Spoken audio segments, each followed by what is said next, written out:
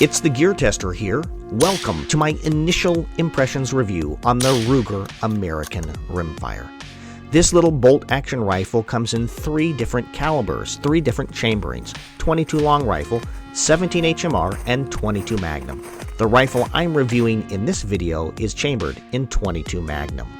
I'm going to share with you the features that the Ruger American has that I really appreciate and enjoy. Things like an adjustable stock, an adjustable trigger, and an extended mag release. I'm going to also compare and contrast this rifle to the Ruger 7722, a rifle that Ruger's discontinued but I've owned for around 10 years. I'm also going to focus on the accuracy that I'm able to achieve with the Ruger American Rimfire at 50 yards, shooting CCI Maxi-Mag TNT 22 Magnum 30 grain jacketed hollow points. Thanks for joining me, the Gear Tester, for my initial impressions review on the Ruger American Rimfire.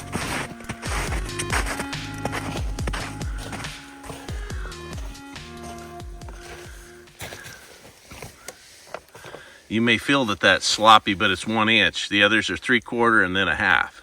Yeah. So we're at 50 yards, but as you guys can see there, first shots of the morning with this beautiful gun from Ruger, the Ruger American Rimfire, chambered in 22 mag, and there you go, shooting in the snow, laying in the snow with a lot of water, a lot of condensation coming down. So I think that's pretty good. I'm very happy with that. And can't wait to shoot groups at 100 yards when we're not in the sun on super bright snow trying to shoot into the darkness of the forest. I shot additional groups on paper at 50 yards laying down, and I got very similar results. I'll focus on shooting out to 100 and 200 yards in my Range Report 1, Range Report 2, and the full-length review on the Ruger American Rimfire that I'll be releasing in the next couple months. Make sure to subscribe to the channel and hit the like button and leave a comment down below. If you subscribe, you'll be alerted when those other videos go live. I want to focus here on some of the differences between the old Ruger 77 22 Magnum and the new Ruger American 22 Magnum Rimfire. So the Ruger American Rimfire guns. Both these are chambered in 22 Magnum. This gun is currently no longer being produced, so unless you're going to purchase it on the secondary market, it's not going to be available to you. And I don't think you should be too worried about that, because although this gun has a few nicer features, a metal trigger guard, it's more refined. I think on a practical level, if you're using these guns for hunting and camping and small game hunting and those kinds of things, that this is actually a better overall gun. So let's look at some of the differences here. First of all, with the Ruger American Rimfire, you're going to have adjustable length of pull, and you're going to be able to select the height of the comb. That's a factory option. I hacksawed this stock off because I'm short, and it's functional, but it's not a very nice option. This is a working gun. I got it relatively affordably. I think I paid less than $500 for this about 10 years ago, and I've really enjoyed using it for hunting, for small game hunting, and target practice, and just really like this gun. But the new Ruger American Rimfires have a lot of nice features, and the first feature that I appreciate is factory options to adjust the length of pull. Then if we come up here, we do have a difference in the safety. The original 77 22 mag has a 3-position safety, so that is when it's in this position, you can't work the bolt and you can't pull the trigger. Then you can work the bolt, okay, but you can't pull the trigger, and then all the way forward is in the fire position. Okay, this is a more refined gun. The Ruger American Rimfire has safe and it has fire, and in both those positions you can work the bolt. That's going to matter to some people. It's not going to matter to other people. An amazing thing with the new guns, the Ruger American Rimfire, is that you have this trigger that's adjustable from 4 pounds to 2 pounds, and that's a better option. Sometimes these other Ruger 77 22 mags, they would come with a clunkier trigger, so you got a better trigger option. I really like this extended paddle and adaptation from the 1022 family rifles, so it allows you to reach up and drop the magazine out easier, whereas here you have to reach in and push it, and it can be a little fiddly. I really like the fact that this comes with a Picatinny rail on the new version. That's huge. You're left using the Ruger factory rings, and that means that you can't just use stuff you already own. And so in my view, this is a drawback of this older version. Here, if you want to drop a red dot, if you want to use your own scope rings, if you want to play with different optic options, you're not locked into just using the Ruger factory ring setup. I like the fact that you can get the different colorations in the stock. I think this camo dip color is actually my preferred. I also like that that the barrels are Cerakoted. That means it's not going to rust. These barrels are blued, so if that spends too much time in the rain and you don't get it clean, you're going to have rust. This is going to eliminate that. The stocks also on these, whether it was a wood stock or a polymer stock, they are flat on the bottom, kind of like some Target stocks. So it's flat, and these are rounded, and I think feel better in the hand and work better. In my view, these Ruger American Rimfire guns are designed primarily for a walking gun, a gun that you're going to do small game hunting or some target practice with. They're really functional guns, and I really like that. And I think this stock, the way it has some, the way it's designed, it's a better overall stock for that purpose. Different barrel lengths are available, but this one has an 18-inch barrel and it's threaded, which I really like. This barrel on my original 77-22 mag has a 20-inch barrel that's not threaded. And I like the shorter barrel, and I like that it's threaded because you can put a suppressor on it. 22 mag is quite quiet when suppressed, and I really like that. And so let's talk a little bit about 22 mag versus 22 long rifle. You can see here from the factory specs, this 22 long rifle mini mags are going 1,260 feet per second. Okay, these are going around 2,200, so it's almost 1,000 feet per second faster, the 22 Magnum. 22 Magnum, you can see there, is a lot longer than 22 long rifle.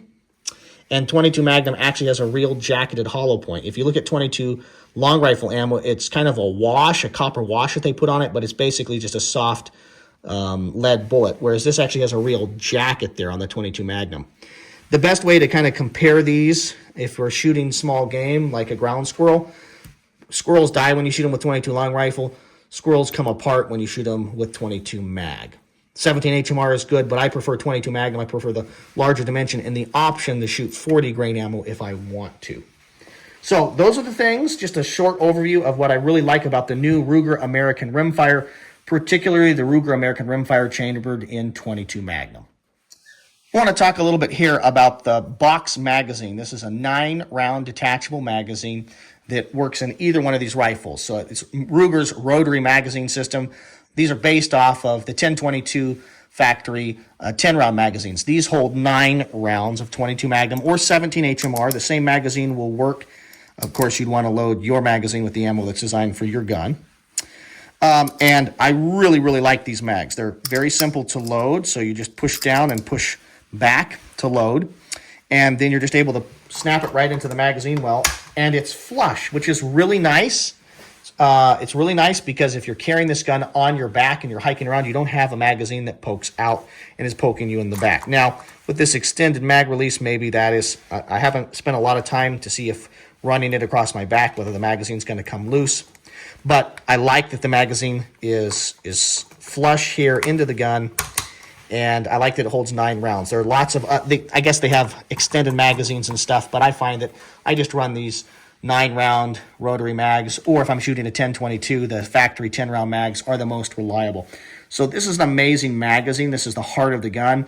This has really excellent, both these guns have really excellent reliability. And I'd rather have one, have a couple of these with some ammo. And so as I walk around shooting ground squirrels, I can have one loaded in the gun, pop the new the load mag into the gun when I have an empty mag, and then just sit there and load it back up. If I have two mags and ammo with a bolt gun like this, walking around hunting, hiking, it's a great option. So the magazine, there's lots of other 22 Magnum guns and 17 HMR guns, and I don't like any of their magazines as well as I like Ruger, a 9-round rotary mag. There are 2 things that I don't particularly like about the Ruger American Rimfire that I actually prefer about the Ruger 77-22 Magnum or a number of different firearms here. But those 2 things are this. First, The back of the stock here on the Ruger American Rimfire does not have a rubber butt pad. And I don't need the rubber butt pad to deal with recoil. What I like the rubber butt pad for is when I go to set this rifle down against something, and if you're resting this basically on anything, this hard plastic just slips out, and the gun is going to fall down really, really quite easily. And you're going to maybe lose zero, damage your optic, or damage the firearm. So I really like the rubber butt pad because when you set the gun up, it just stays upright and doesn't slide down.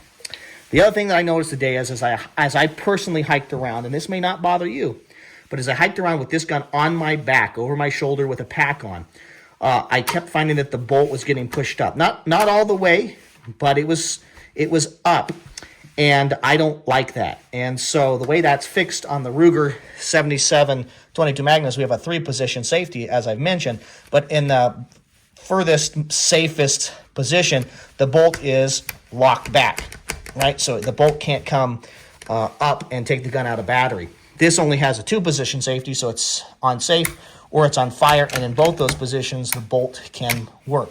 So you're hiking along with the gun on your back. You should probably have the gun in your hand ready to shoot anyway if you're really hunting, but say you're hiking back and suddenly your quarry makes itself known and you whip the gun off your back and you go to shoot, you're going to have a problem with the gun being out of battery potentially. So that's just something to train around and think about. But those are two things that I don't particularly love about the design and features of the Ruger American Rimfire. Thank you very much for your views and your subscriptions. The goal of the GearTester YouTube channel is to produce quality video reviews on the topics of shooting, camping, and survival gear.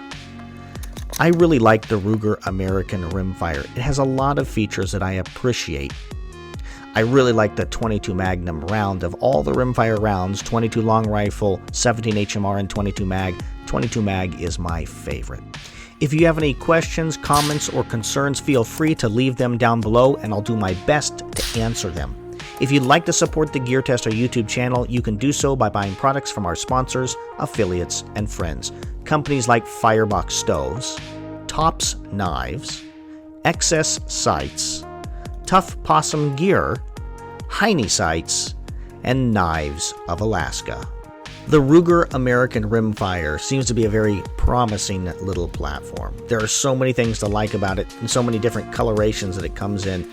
I think there's a version of the Ruger American Rimfire that will suit your needs. If you like this video, it's likely you'd also enjoy my content on the Ruger American Gen 2 Ranch Rifle.